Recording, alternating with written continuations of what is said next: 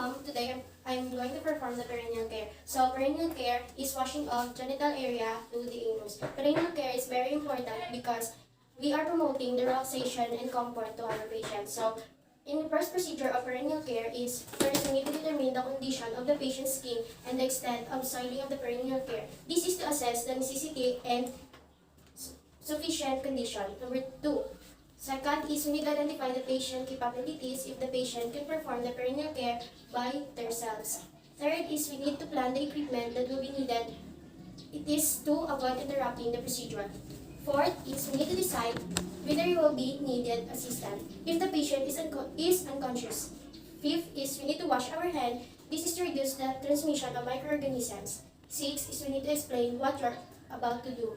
Providing information can make the procedure easy. 7. We need to select appropriate equipment for postpartum or surgical patient. 8 is we need to provide privacy. Providing privacy can avoid embarrassment. 9. We need to place the rubber dose sheet under the patient buttocks. This is to prevent the bed sheet and bed wetness. 10 is we need to drape as appropriate. This is to provide privacy. 11. We need to place the client in a bed pad in a dorsal-recumbent position to visualize the clear urinary meatus. 12. We need to put on clean gloves and follow appropriate procedure for particular patient. Notes state the 6 strokes. First, in the most, we need to do a zigzag stroke from the pubis to the urethra. Second, from the far leg, back and forth motion from the groin to the middle thigh, back. Third is near leg, back and forth motion. Fourth is far labia, 1 stroke downward. Fifth is near labia, 1 stroke downward. And sixth, meatus to anus, 1 stroke downward. You need to remove the rubber dose sheet. Note, remove gloves and wash your hand. Assuming that I already washed my hand. So, good morning, Mom. I'm Suizo, your nurse for today. Today, I'm going to perform a perineal care for you to provide comfort and relaxation. Presuming that I already provided a privacy by closing the windows and curtains and doors for my patient.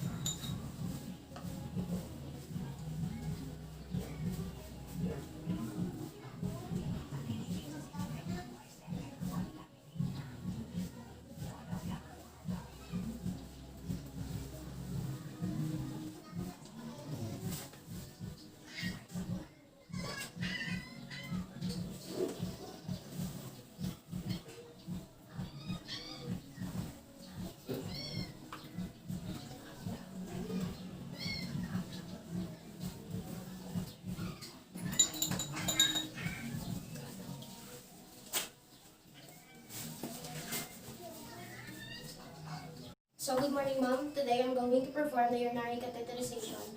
Urinary catheterization is the introduction of catheter to the urinary. First is we need to prepare the urine bag and the tubing if an indwelling catheter is to be inserted. Note, start with the step number 7, catheterization. Extended tubing will follow. Next is we need to open the pack in an adjacent area on the bed in between the thighs.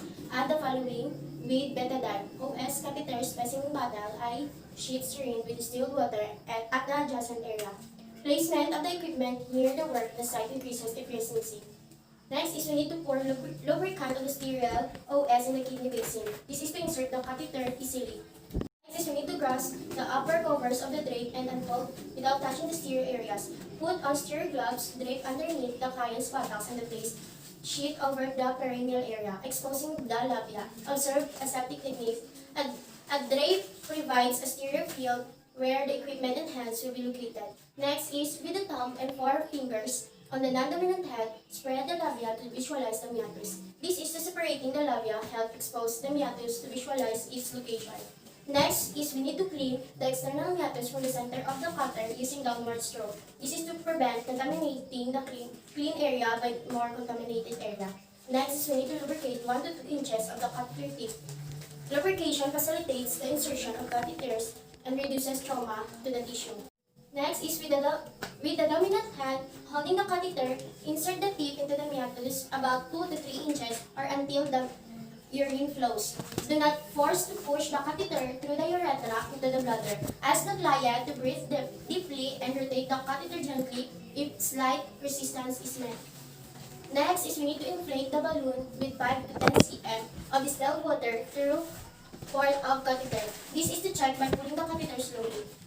Next is we need to hold the catheter securely with non-dominant hand while the bladder empties. Collect the specimen if required.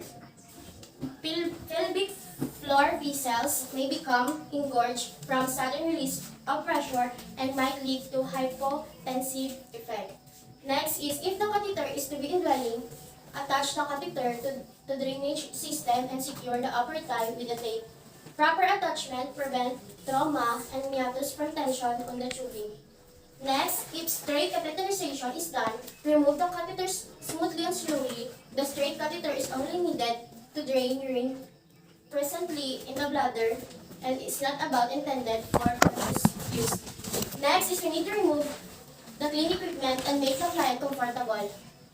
The urine specimen to the lab promptly. Urine kept at room temperature may cause organism to grow and distort the laboratory findings. I've already provided privacy for my clients, so I'm going to proceed to procedures.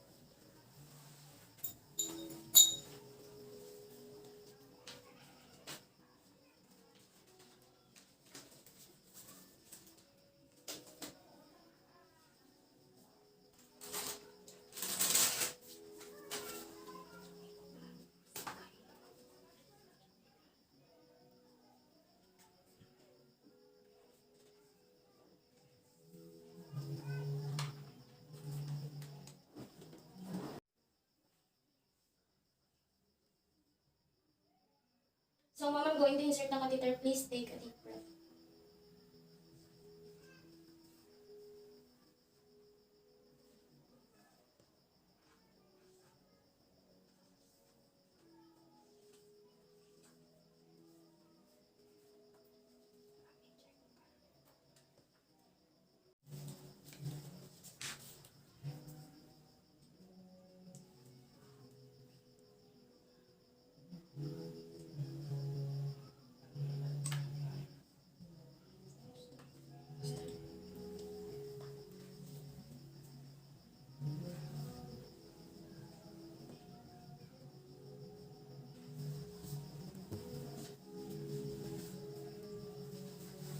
So, ma'am, how are you feeling right now?